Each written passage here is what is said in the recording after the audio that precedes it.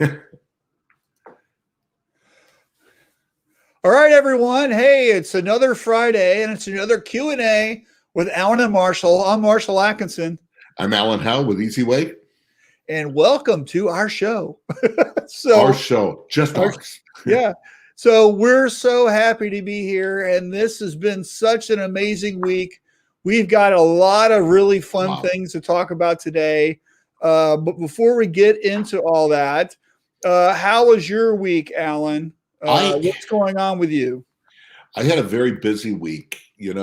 Basically with one customer was the focus of it.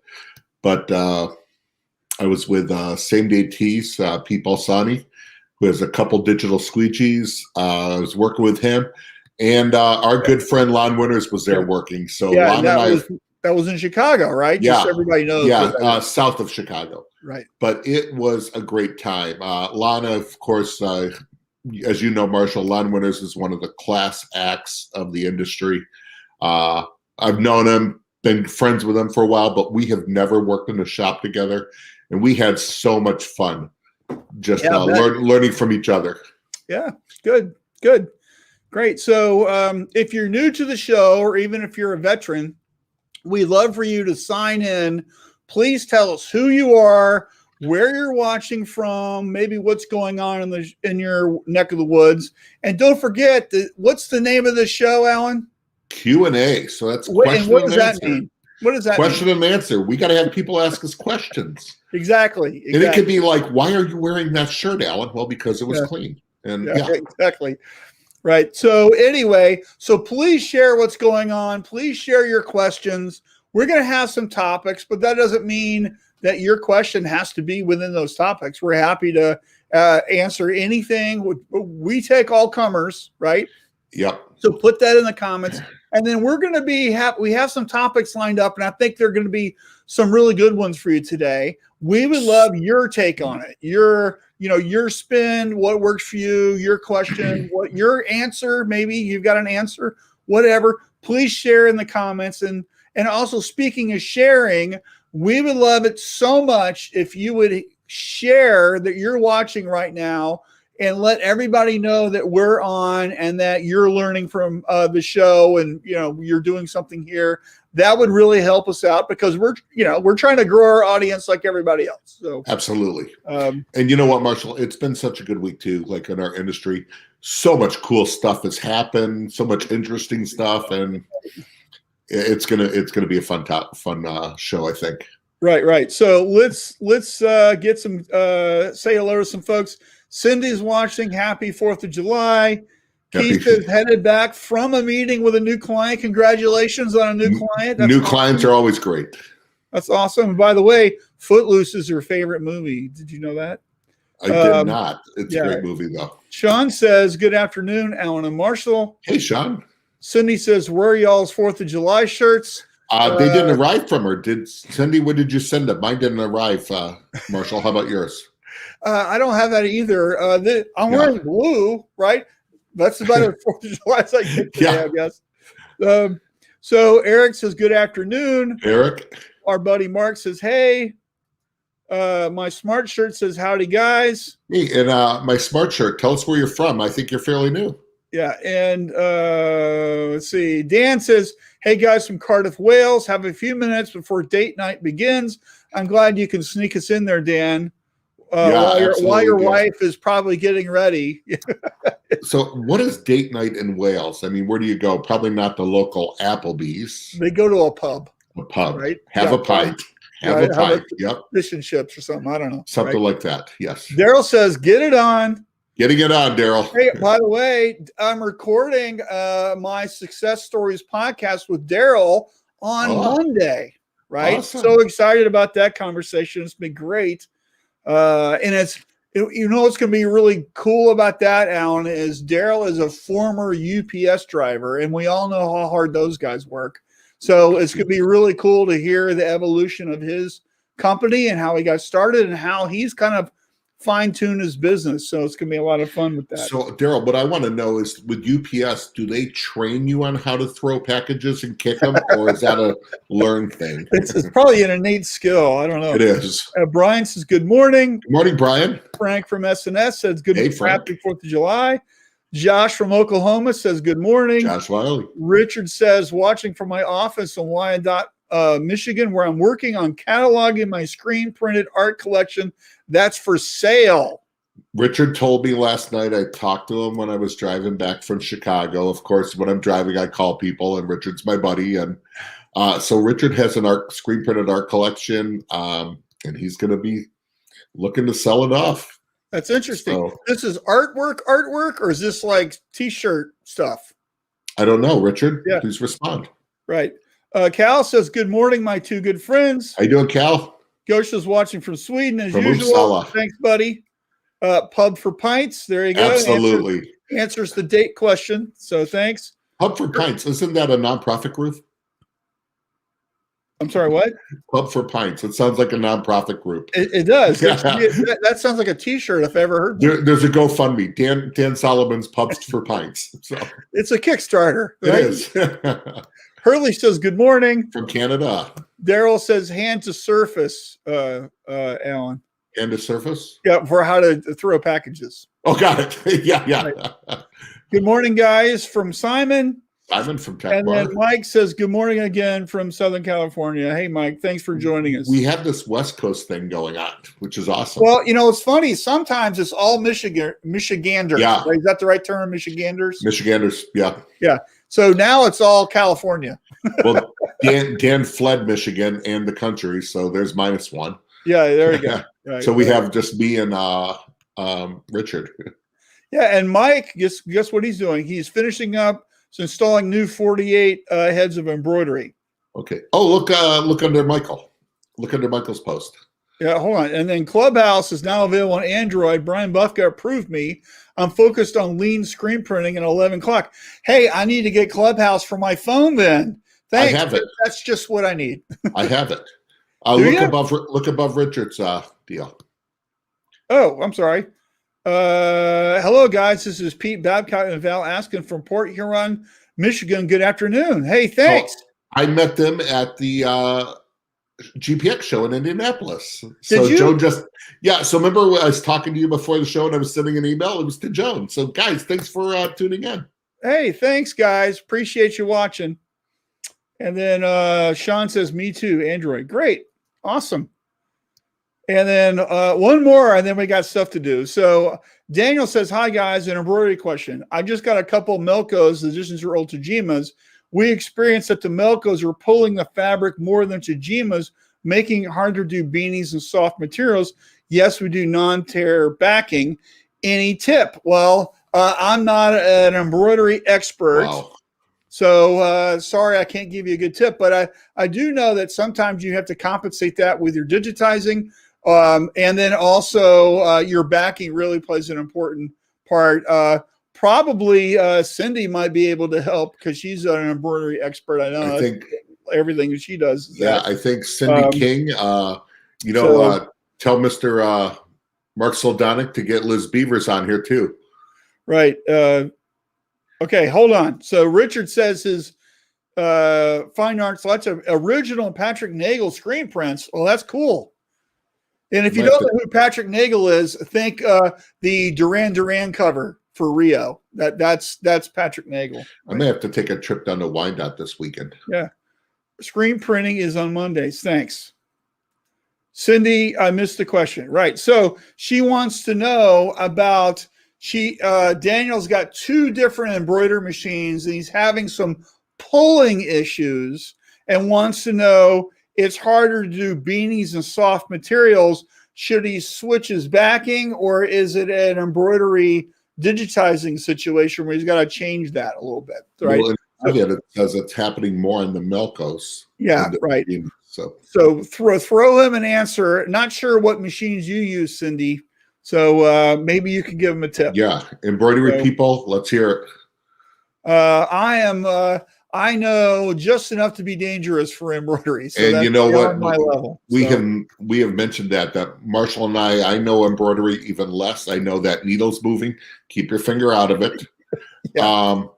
But we are trying to get people that know more about embroidery than us. We are in discussions. I'm just in discussions with Madeira Thread. Thank you, GSG, for putting us in touch with them. So we are working on getting some embroidery people that know more than us, and that's not hard. And speaking of GSG, let's run their commercial real quick, and then we'll jump back with some more. And they're part of our topics. Cool things happening this week. So yeah. All right, you ready? Let's go.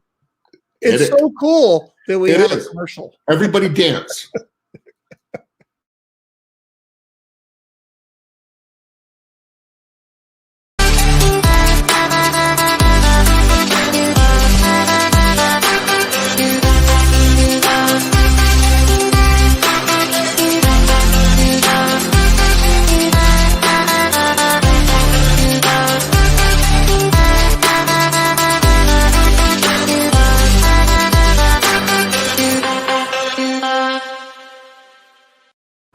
All right, you guys missed it. Alan was dancing.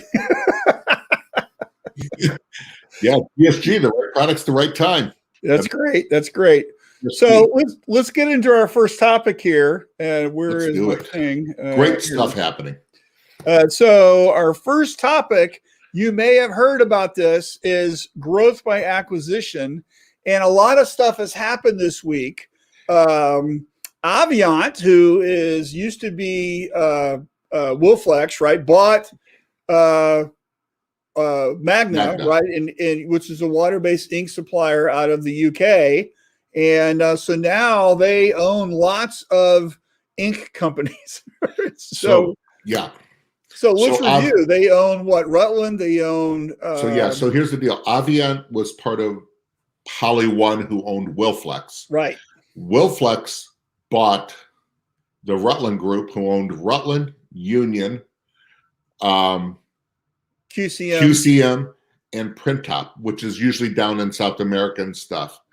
They formed all that to create Aviant, one customer, and then they have now bought Magna water-based.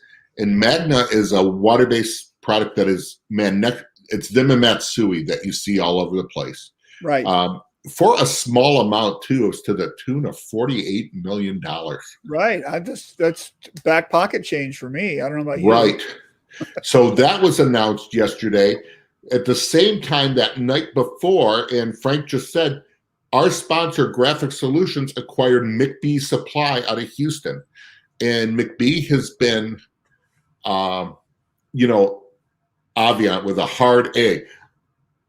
Aviant. There you go. So we're pronouncing it wrong. See, that's the problem, is nobody knows how to say it yet. He's British. What do we know? Oh, no, wait, he's not. Dan worked for Aviant, so yeah. So Aviant are there. But Frank, as Frank Good just said, GSG, our sponsor, has acquired McBee Supply out of Houston. Mm-hmm. And McBee has been around forever. They were a supplier when I started in the industry in 1987. Mm-hmm. Right. They had great market share. Yolano Kiwo, Union, Rutland, Workhorse, Easy Way, just a lot. And they have acquired them. Right. And then on a smaller note, it was announced last week on July 21st, Wildside North June 21st, Wildside North out of Slippery Rock, Pennsylvania, which was a supplier on there, was purchased by George Rogers, who owns Printer's Edge, and they're keeping it as a separate company, supply company. So a lot of growth by acquisition recently. And this is a common thing. And I know, my Shirt Lab partner, Tom, he's bought 7 different shops, I think, over the last, I would say 6-8 years, something like that, right? And he buys a lot of stuff. He is the epitome of an entrepreneur. He posted on Facebook last week, he just bought a building in his area that's a gas station and an Arby's, right? So these are way he's developing passive income by investing in real estate, and he owns other real estate properties. And so this is not unusual for him. And So the kind of the topic here is about why somebody would do that, right? And I think this is very interesting. And so for you guys listening right now, we always focus on getting customers. Why would somebody, we hire a salesperson and we do a website. Why would somebody just buy a company, right? So that's something we want to unpack a little bit here, and maybe that's a strategy that might work for you. So, Alan, I know that you emailed Mark Granberry at GSG, and he wrote you a response back. Why don't you just walk us through their reasoning in acquiring McBee, and then that can maybe I want everybody to think about how they might be able to do that in their business or what they do. Yeah, and I want to thank Mark because I emailed him last night about 8:30 Eastern time. That's 7:30 his time. And he responded within the hour. Right. So I want to thank you for that. I mean, this stuff happens and we just got on it. And, before I read this, what's interesting, Marshall, is I also talked to Adam from Sandlot Sports in Saginaw, Michigan, who has purchased a company before. And it was very similar to what they look for, whether you're a printer buying another print company or Graphic Solutions buying a supplier. So let's, here it is. So Mr. Granberry says, for GSG, there are two primary reasons to acquire someone versus expansion by opening a new location. First, the people. Every company is looking for talented people that have knowledge and also relationships with their customer. Any distributor can open a location and put stock in that warehouse. But without talented people that have relationships with customers, a new location is a much slower growth plan. Second, the product lines. There are product lines the company being acquired that could offer a strategic advantage to the acquiring company. He goes on to say, McBee offered both for GSG. Mike McDonald, who is the owner of McBee Supply, built a talented group of folks that truly care about the customer's needs and provided a great deal of value added to the printer. When we make an acquisition, we strive to ensure the values of the company and their people match up with the values we hold dear at GSG. McBee had great people, a few product lines we wanted to add to our portfolio, and the company had the same values as we have at GSG. And, I think that's great because it's on two things. One, people. I know they're keeping their people. I know they're looking at everything else. There were a few product lines they wanted to add strategically. And McBee was a profitable company. Mike McDonald ran a good business there. Right. He's a good guy. I've met him a few times. They've been around for a while in that Houston market. They handled it well. So we have some really good comments here. So let's throw some out. First, Joseph says that Tom should start a drive-through screen print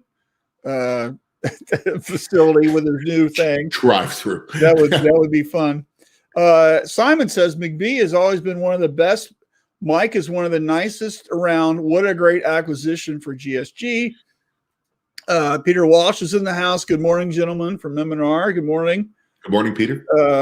Mike says we acquired this embroidery operation to put us in a different market, and it takes advantage of our space and operational efficiency, and they get two highly skilled operators. Absolutely. So this is exactly why you do it. And it's real common for a screen print company to buy an embroidery company or vice versa, or maybe you're doing digital or whatever, right? And so this is something that if you're growing, one of my coaching clients bought another screen printing company that was about 30 minutes for them, and really is fine-tuning their operation, and that's really exciting for them. And this is a common thing, and it's one of the things that you don't really hear a lot about, right? It's not so public, and sometimes the companies keep the same logo and brand and other people don't even know, and other times they make a whole new company with a new name and everything, and other times it shows whoever has the better name recognition, that's what you go with, right? So just depends on what's going on, but it's a really classic move that business people I think have been making for since it's been business, right? So it's not new. when I talked to Adam from Sandlot Sports, he talked about the first company they bought. That was in 2011. It was called Sports Junction. And Adam used to work there when he was in high school, so he knew about it. He said they bought that because, one, they had customer base, and two, they were very undervalued because they did not keep up with times on their print processes and their decorating process. So it was like stuff from the 80s still they were doing. Right. They knew when they purchased that, one, they had some pieces of equipment that worked and a customer base to increase revenue. So it did with their processes, just increase that revenue real quick. He said they ended up paying it off in 2 years. Yeah. So it was good.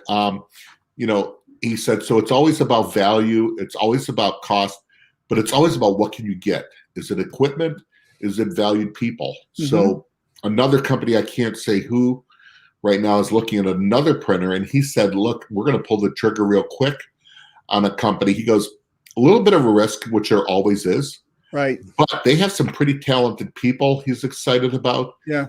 And equipment that, while one piece they can use right away, he said the risk goes down because the other equipment, they can sell that. Yeah. And so there's a lot about it of growth and market share, and it's quicker to grow revenue. And I think people, as Mark Granberry said for GSG, talent is important right now. Right. Yeah. That's a big part. It is. And, I'm helping somebody else kind of navigate the waters on this right now, just because of the backlog in getting brand new equipment built. And also the need they want to move into a different city. It's going to be easier for them to buy existing equipment with existing staff that knows how to run it and just start there than it is from start completely at zero. Right. Absolutely. So, that's just a growth strategy I think it's a classic move, but you have to be careful, right? You have to do your due diligence. You have to I would suggest a professional to come in and do the valuation and really look at things. And you don't want to take on bad debt. You want to make sure that the employees stick. There's a lot of things that you're really looking at. And, and so it's kind of it's a process, we'll put it that way, right? So, but you got to do your homework, right? And that's real important. And Marshall, we talked in the middle of COVID when it started what there is. I remember I talked about the trough that, if you remember, I talked to my uncle who's in another business about coming through there. And he said at the bottom of the trough, when there's a pandemic, a recession or whatever, if you're a stable company, at the bottom of the trough is where opportunity is. Yep. For clients, for equipment, and for key people. Yeah. And that's what we're seeing now, I think, in a lot of areas. Some people, like, I don't know Mike McDonald on his reasoning for selling. He's been at it a long time. Sometimes you get tired and go, okay, it's time for me to move on. I know with Wildside North, the owners there, I knew them very well. They've just been doing it for 45 years. You're allowed to take a break. They want to play golf and fish. Exactly. They're tired of working, right? So, and the company was doing fine. I think it's stable and everything. But I know the new owners, George and I have talked. They're an Easy Way dealer, and he goes, "I want to grow this." Right. Because sometimes as you get there, it's just you start staying stagnant. Yeah. So it's a good time, and this is where all through, as things are getting busy, where now as a company you got to start positioning yourself, because there will be another recession, another thing. But remember, at the bottom of the trough, there's opportunity, and you start positioning yourself for that. Right. So we got some more comments. So Mike says, we acquired this. Did I read this already? He read that, but okay. Right and below. Then he also said we can't hire skilled people right now. That's another reason, right? And then Brian says a national garage door company I know is buying up small companies to get the employees and their phone numbers. Right so there. So that's very interesting. And by the way, Brian, he also owns a garage door company. So that's. Oh, that I did not know. Yeah. Okay, great. So two things. Where's the value at? One, in the market, phone numbers, customer base they can do. Yep. And then two, in the people. Yep. And I actually think in today's market, the value of skilled, talented people probably outweighs the customers in a little bit. It could be. I know lots of people are really struggling finding folks right now. Yep. I don't know if that would be the only reason why you would buy a company. I think no, but I think I think that's a major reason. I think it's right? become a bigger factor than maybe it once was. Yeah. Well, it's certainly a good one, right? Because you can do things with that you couldn't do before if you have enough people, right? So right. And then Heather says, hello from the beaches of Florida. Heather, what beach are you at? I am a Florida guy. So is that a beach on the Tennessee River, Heather, by where you're at? By where you live in Kentucky? Yeah, right. Or are you opening a branch down there? Yeah, I'm from Tallahassee, so I know the beaches of Florida very well. So let's talk about, Marshall, let's talk about the Aviant purchase of Magna. Yeah. Because that became PCB. Yeah, Panama City Beach. Oh, okay. Yeah. Good. You don't know the lingo. Sorry. I don't. So. Right. So anyways, I'm getting an echo. Are you getting an echo from me, Marshall? No, it's just you. Okay. You be me. So, this purchase of Aviant, purchasing Magna, I saw a lot of posts on it last night from people going, what up? That Aviant has purchased yet another company. The word monopoly came out a couple times. And I'm like, I don't know. It's not even close to a monopoly in my mind. I think why is that, Alan? Because I read a lot of those posts, and we talked about this yesterday, and you had a very interesting viewpoint on that. So let's get into that. So a monopoly is the last monopoly I remember being broken up. Almost was like Microsoft and stuff like that. They had a little bit of one. AT&T on the bells, it was called, the baby bells and all that back then, where basically all you could buy on a majority share of anything was from one company, where they were controlling it, they were controlling numbers, they were controlling pricing. And the word monopoly came up going, now, they're going, anywhere you get Plastisol, it's an Aviant company, or water-based now, it's an Aviant company. And that's not true. Do they have a lot of them? Sure. They strategically brought some brands. But if you don't want to buy an Aviant product, you don't have to. And water-based, Magna is a killer. It's a good one. But our friend Jesse Martinez, Matsui, is out there also, a very good one. You have Permaset, you have Green Galaxy. There are multiple options. Plastisol, there's more. GSG's got, their Vortex, right? So, well, that's Plastisol, but not water-based. Well, I'm just saying for ink companies, right? So, for Plastisol, there are other ones. There is Vortex private label brands. There's WM Plastics. There's International Coatings. There's Triangle. There's Total Ink Solutions. There's Multitex. There's Monarch. There are a million ones out there. In Canada, you have Excalibur. So there is stuff all over the world. We sometimes look at it through our own little viewfinder, and we don't get it. So, well, a lot of times I think you only remember the people who do the best marketing. Exactly. And so there's other brands out there, but you don't really know of them because you haven't been exposed, or there isn't somebody in your area that's actually selling it, right? And we forget too that, M&R purchased a lot of companies in their day. They went on a little frenzy like that too, where they were buying Alexon, they bought Precision, they bought Ray Paul, they bought a lot of stuff. They bought a company in the digital space before. So this is just a progression of companies that what they do to get market space. I see Ryan Doss posted from Sandlot Well, Sports. I want to share Cindy's real quick. Oh, okay, yeah. Because it's funny, right? So maybe they're buying up companies because they found that they have stocks in Richardson 112 caps. That's exactly it. And then Ryan says, I see acquisition as a good opportunity to quickly get into a new marketplace. For example, we do really well with the school team business, but lag behind in other areas. Acquisition might be the fastest way to diversify your customer base. And remember, you shouldn't really have more than 20% or whatever into one customer, right? So this really helps you flatten things out and make things a little better for you. And then Daryl says distributor support is important. Absolutely. So right. So with Magna, I also heard too, I was reading on some of the things they're going, boy, what a way to get now with the water-based business into NASDAQ and Graphic Solutions, GSG, Right. which was a ridiculous response because GSG and NASDAQ were already Magna distributors. Yeah. And you know what? I did get, if we want to read it, Marshall, Mark Granberry did give me a little blurb on what his thoughts on the Magna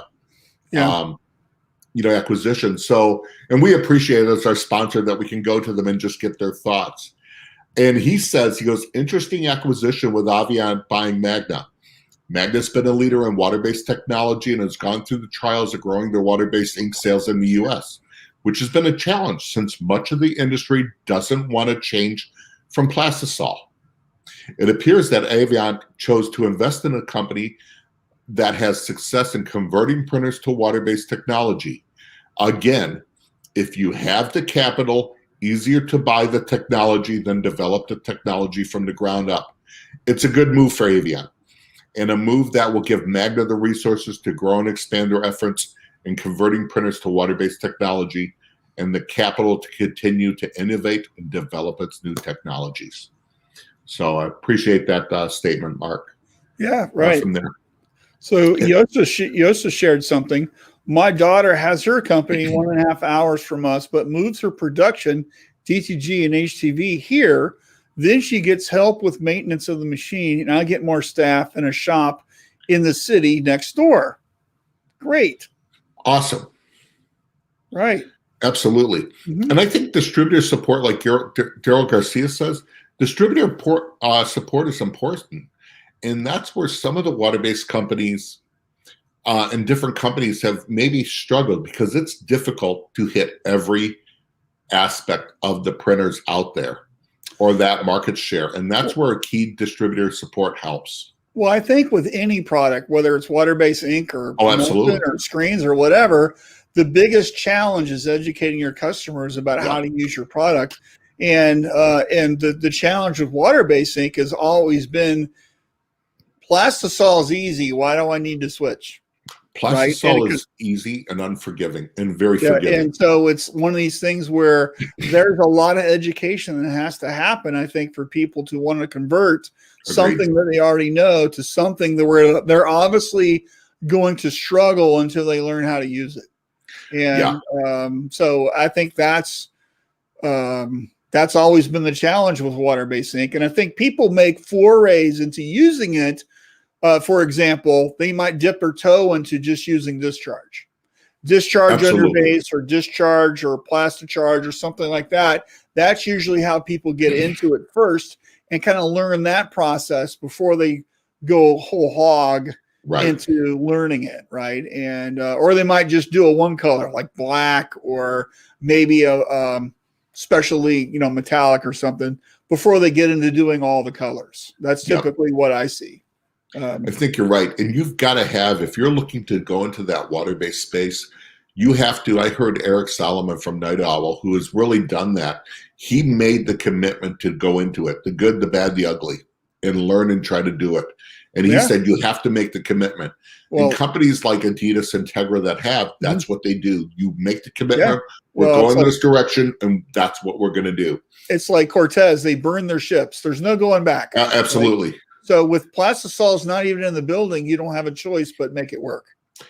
So. We were talking this week, anytime you change a process like that, especially going into automation or a process like that, it will make you look stupid as a company. It's going to show you where you suck at in your process. You go to water-based from plastisol, plastisol's forgiving. It is going to show you where you are failing as a printer. It's going to show you your stencil making problems right away. It's going to show you your reclaiming problems right away. It's going to show you your squeegee problems, your tension problems immediately. And you're going to have to tighten them up or you're going to go, I'm done with it. Yeah. Same Pretty thing frustrating. Pretty frustrating. Same thing with automatic reclaim. You go into it, it's going to show you where you're failing in your screen making and a lot of things. So, So let's move on to another topic, I think. And it's kind of interesting segue here almost, which is market differentiation, right? And so On my blog for tomorrow, I use the metaphor of food, right? And so let's say that you're a chef and you want to differentiate yourself from the other restaurants in your area. Yep. An easy way of doing that is making a twist on a classic recipe by introducing different spices or a different way of cooking it or a different way of serving it or whatever. And that sets you apart from everybody else. And I think so that's what the blog's about. And so one of the things I think we do in this industry is we all look and act and think and do things the same way, right? And not always, but I think for a lot of times this instantly becomes we're a commodity when we think that way. When the only thing that you can talk about is your pricing, and and the way Mark Coudray puts it is quit selling ink on cotton, right? Absolutely. And so we want to focus instead on our problem solving capabilities, understanding the marketplace a little better, having a different twist. And so my thinking on this is about introducing what is your different ingredient. And that doesn't necessarily mean your ink, right? It could be using an online store or a different way that you're printing or a special effect technique that you've mastered, or you've hired a really fantastic artist, or you've got a delivery van. I mean, whatever, right? There's a different ingredient in your business mix that allows you to separate and differentiate yourself from your competition because you've added some cayenne pepper to the gumbo, right? There's something about it that's different. So it could be, Marshall, I saw it could be a cool garment too. So I saw one of my clients. Yeah, garments. Exactly. Showing something that I don't know who makes it. Maybe you do, but they're calling it a dip hoodie, where it's a hoodie and it's almost like dipped into a separate color on the bottom, and it looked incredibly cool. It's like an ombre print. Yeah, I guess I don't know what an ombre print is, but it's like a fade, like it'll be white at the shoulders and blue at the bottom, and it fades all the way up. And I don't know, did it even fade? It didn't look like a hard line, but maybe a little fade where it went into. But I thought it was a cool, very, the colors were picked very similar and stuff, and they put a great, clean, very simple design on there that they do for the retail resort business, and I thought it was amazing. And I'm going, that's their rocket sauce right there, man. They've just set themselves apart. Yeah, well, you gotta like do some different things, and I think using different garments could be a different thing. Yep. We all sell the same things, right? Yep. And by the way, my son and I watched probably one of the dumbest shows I've ever seen on the history of shows last night, which was on Netflix. It was this thing called America the Movie. It's a cartoon starring the American presidents like superheroes. It was like just the dumbest thing ever, but they had a t-shirt joke in the beginning, and I was laughing my butt off, and my son's like, "You like that t-shirt joke, don't you?" I go, "Yeah." And so George Washington and Abraham Lincoln, one bought this t-shirt and it was like $45, right, for this t-shirt. Yeah. And George Washington bought it for Abraham Lincoln, right? And they were like, "Oh, I like this shirt. It's so soft. What is it? Is this a tri-blend?" And George Washington goes, "No, it's a quad blend." I just started dying laughing. It's a quad blend. Yeah. Right? So it's like, what are you doing to do something different, right? Are you using a quad blend when everybody's only doing tri-blends? Like, think like razor companies, right? This razor has 3 blades. No, we have 5 blades, right? So it's all about doing something interesting, right? So Cindy says, what happened? Cindy says, GSU has been showing some great quick videos on screen printing, starting at the basics. It's always good to go back and refresh and learn a new tip. That's great. And Cindy, you're an embroiderer. Do you do screen printing? Does she do screen printing? I can't remember. I didn't think she did. Just curious, if you're interested in getting in screen printing, I think we know some people. I know a person or two. Yeah, and Sean says that's funny, right? So thanks, Sean. I appreciate you think that. Funny. It's so funny that they mentioned in there that they paid $45 for a T-shirt. And Marshall, I remember going to a concert, to Depeche Mode concert, with some friends, and we're there at the merch tables and stuff. We're looking, and they go, "Alan, is that a cool T-shirt?" They go, "Yeah, it's pretty cool." They go, "It was like $45, $50 because it was Depeche Mode." Yeah. And they go, "You're not going to get one, are you?" I said, "No." They go, "What does that cost to make?" I go, "About $5."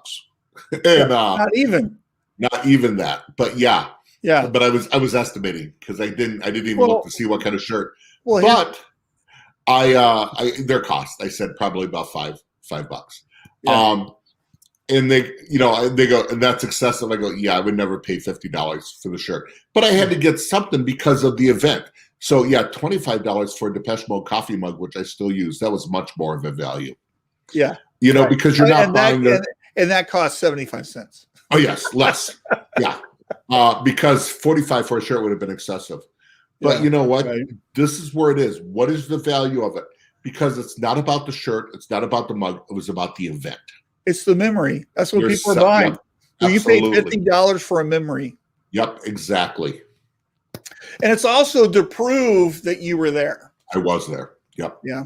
So I saw the Rolling Stones when I was in high school in 1981 in Orlando. Van Halen opened for them, by the way. It was such a great concert. And I bought a T-shirt. I wish I still had it. I don't know where that thing went. But, in 1981, would that have been the Tattoo You? Tattoo You. Yep. Yeah. And it was in now is a Citrus Bowl. Then it was called the Tangerine Bowl. Mm-hmm. And it was on like a weekday, and like I think half my high school drove to Orlando for it. Yeah. It was and it was a whopping, you ready? $16 a ticket. Oh my God, I thought it was so expensive. I saw Van Halen in 1983 for their 1984 concert, which was that was the one with Panama and Jump and all that on there. Yeah, right. And I think the tickets were $17.50. Yeah. Outrageously expensive. Outrageously expensive, yes. And yeah. We got a couple comments. Cindy says, "We do it all. I just do the sewing part unless there's a crisis out in printing." Okay, good. Thanks. And then Brian says, "T-shirt costs at Disney made me sick." Brian was just at Disney. He was talking about that on our Shirt Lab Q&A the other day. And by the way, Brian had a great story about them using an interactive kiosk. They had a DTG printer in the back, and you could design your shirt, and then they would print your shirt with whatever you changed on it right there for you at Disney, right? So people are making good use of that technology. Carlos says, "Absolutely." Carlos from Sharp in Chicago. Yeah. Hey, Carlos. So where are we on time? So let's get to our third topic, which is good at one thing, right? And, I kind of wanted to bring this up because I think a lot of people are really focused on adding stuff, right? Adding embroidery, or adding DTG, or adding dye sublimation, or whatever, right?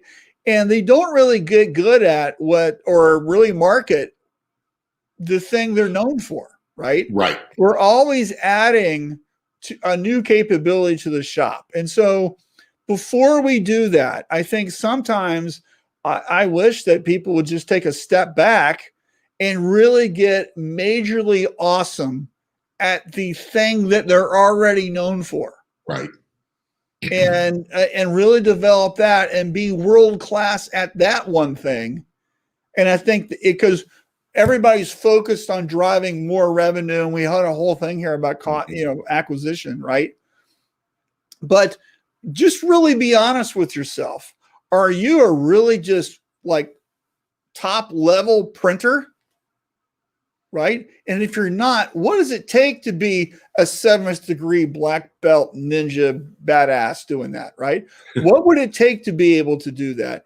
And then is there a market for that? Right? So you could be really known as being the best printer around instead of being focused on being the commodity, because there's always a market and the people will pay more for the best.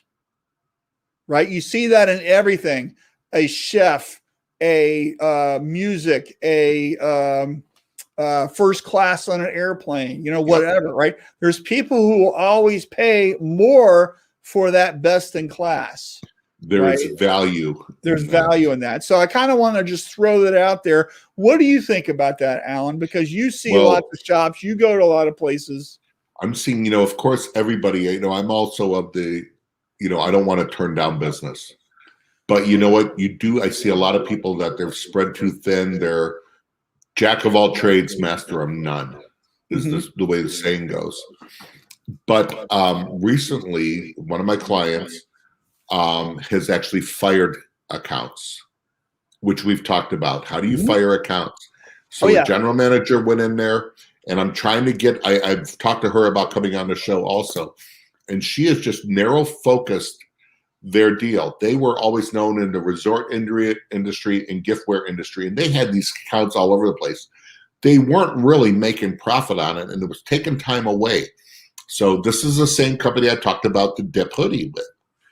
And they have really just narrowed it down, and she fired their largest account piece-wise. And she caught some grief, and she had to say, let it ride. Let me see where it goes in the next, 6 months. And she goes, basically, she just raised the price where if they were going to do it, they're going to make money. But the company took a hike, and that's fine. That's what she wanted to happen. And they are now focused more on their market. They're marketing better. They've redesigned all their prints, all their pre-prints, and it is simple. I don't even want to say easy prints, but there is something sexy about simplicity done well. Yes. Yeah, exactly. And that's what I'm talking about. Exactly. The right design on the right garment done well. And you know what? More people. The fact that she goes, I fired our largest account. And I think we all need to look at that. Now, do they do promo? Yes. But if they do promo, or you've got to stay focused, good at one thing. So I didn't know this topic. So Marshall, as I said, this week I was down working, and I had the privilege of working with Lon Winters. And, I am a screen room guy, and I'm showing some little things. He goes, God, you're just like full of magic tricks and all that. And the printer was laughing. And I looked at Lon, I go, yeah, it's not as sexy as like specialty graphics, which is what Lon does, with foils and high density. But, screen room magic tricks are a little more, they're not that sexy. You're wet, there's chemicals and stuff. But they were little tips and tricks. And you know what? I am good at one thing. I live in that reclaim in screen room space. I know printing. I know fundamentals. I do not know high-end specialty graphics. That's a Mark Soldonic. That's a Lon Winters.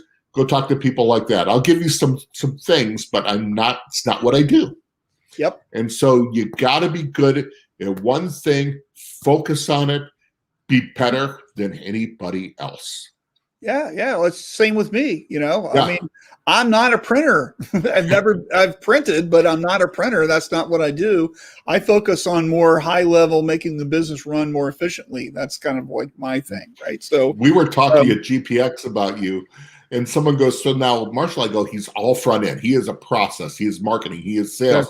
Right. He goes, he knows printing. I go, son. He goes, so when he's in a shop and there's a printing process, I go, I usually get a call, an email. Because I'm not what Marshall does. I'm complete opposite. I'm back in the shop. I think it's good that you know your strengths and weaknesses. You have to. And you can just be transparent about it. And then what's even better is that you have resources at your fingertips to allow you to solve the challenge. And this is true of any business owner, right? So, I know from being in shops forever and running things and doing stuff, I can look at a print and tell you probably what's wrong with it. Okay.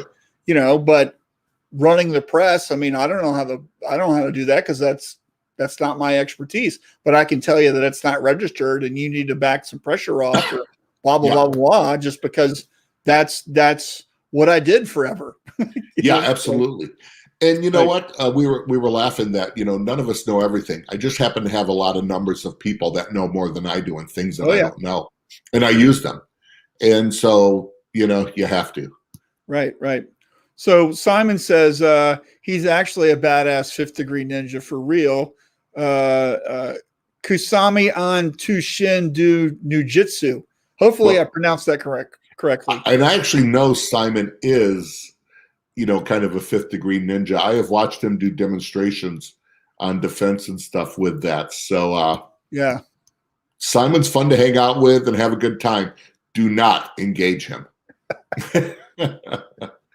yeah. Okay, cool. So anyway, so we're good at one thing. Simon's good at kicking ass, evidently.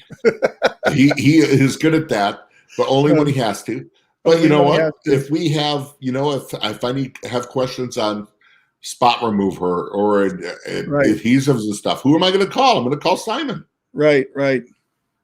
So we got 10 minutes left, and I think it's just enough time to squeak in our fourth topic here, which is bam, take a break. Take a break. So something's going on this weekend in this country. And it's all about 4th of July, celebrating our country's birthday, right? Yeah. And I know people who are they took today off, they're taking Monday off. I know people that are still working, right? So I think it's one of these things where we have to really focus on the year is half over. We just finished the end of Q2, right? Q3 started yesterday.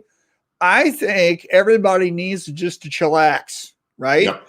Mix yourself a daiquiri or margarita or a cold beer, cook up some ribs, blow off some fireworks, just relax, not saying you got to use alcohol or anything else, but have a glass of lemonade, but just take a nap, take some time for yourself. Go to a party or throw a party, just do something, right? And I think that's really important to do. Hang out with family, hang out with friends, reconnect. I think there needs to be more work-life balance. I certainly need it. I can't wait to be doing nothing. Marshall, and isn't that a far cry from last year at this time where we're talking keep going, keep grinding, rise and grind every day, keep going and doing that. And, we have had a very long last year and a half. And that last year you're not going on vacation. You got to keep going to keep your business going and everything and look for new markets and keep doing it and going out there. And now, but there is something about taking the time to take a big, deep breath and focus. You got to recharge. Yeah. Well, if not, you will die. I was telling you last week, I took Monday off of last week, and that was the first day off I've had since the holidays in 2020. And just because I've got so many things going on that I'm trying to build and do, I just didn't have it. I'm not taking time off. So it was the first day I had off, and it was so relaxing just to hang out in the pool and float around. And we did some barbecue. I made a big pork shoulder on my new smoker, so it was good to relax. And this weekend, I don't know what we're doing. We're having some people over on Sunday for brunch. I might throw some ribs on the smoker. I don't know what I'm doing, and that's the whole point. I won't be wearing shoes or a watch. Don't call me. I'm not answering. So I am looking forward to a long weekend of really doing nothing. I'm planning on maybe going up to the cottage for a day or two and just chilling out. You need to go fishing. I do. And I think we have a sales meeting that was canceled. It's been moved to Tuesday. And I actually was thinking about that. Going, you know what? I think I'm going to grab a fishing rod and go over to my dad's pond and just throw baits. Yeah. And just do that, because I haven't done it except for going to South Carolina, deep sea fishing, and on there I have not taken one of my personal fishing poles out yet, and I need to do that. And it'll help me focus, help me relax, because next week it's busy again. DAX show I'm flying to. So Brian, are you going? I hope to see you there, man. DAX Kansas City. If anybody's going to be there, come see me. And you're going to be where? DAX Kansas City. No, we're at the show. Where are you going to be? Well, GSG has a small booth, so I'll hang out and say hi there. I think Valerie Varner's going to be there. I have a distributor, T&J Supply, that I'm supporting there. So, yeah. But looking forward. Shows have been fun. It's a little different flavor. Just looking forward to seeing people again. So if you're I like Kansas City. I went there. I've been there once. Made the Mecca to Arthur Bryant's and had some barbecue. Oh yeah. And this is going to be a quick trip. I don't get in until Thursday night. It's a 2-day show. I leave Saturday at 4:00, and it's at there's a little small convention hall connected to the Holiday Inn right by the airport. Like I'll take an Uber and I won't leave there. It's going to be a quick one, but really looking forward to it. Yeah. So next week we have Nick Wood with Graphic Source. Going to be a great show. It's going to be a great show. And then Alan's going to do remote from the DAX show if we can get the tech to line up. I'm going to try. If not, it's just going to be Marshall and Nick. And you know what? I want so bad to be there because Nick Wood is a hoot. He is a hoot. So he is. He's a great guy. But Graphic Source, what a great company. And if you're doing artwork, embroidery, digitizing, stuff like that, you need to listen to them. When we're talking about hard to find employees and stuff, something you need to maybe consider. Yeah, we're going to have a big discussion about that, revamping your art department. And it's not like you have to fire your artists. It's about augmenting what you can do. So, and I think we need to put the little plug in. So a few weeks ago, we had Mark Soldonic did a live print, and it was Graphic Source that did the artwork on that. We talked about them, but it's good to bring them back up. Yeah, that was the first time I talked to Mark Soldonic, and if you don't know him, he's not just going, yeah, good enough. He was right there, and he said they just killed it. It was awesome. Right. So that's a big plus. So we got a couple comments here. So Carla says, I totally agreed, Marshall. Unfortunately, we are in a very good position that we need to work tomorrow even. That's great. Congratulations on being that busy.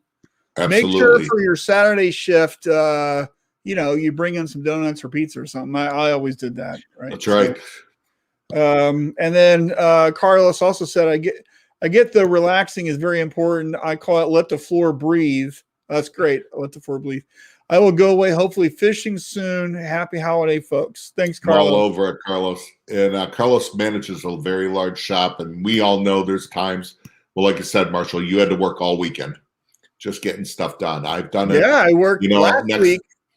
Last week I worked, I put 20 hours in last weekend for Shirt Lab just because I had to get things done. Yep. Because we're launching our Shirt Lab Fort Worth campaign on Monday. Yep. So I had a lot of things I needed to get resolved, and I just sucked it up. So yep.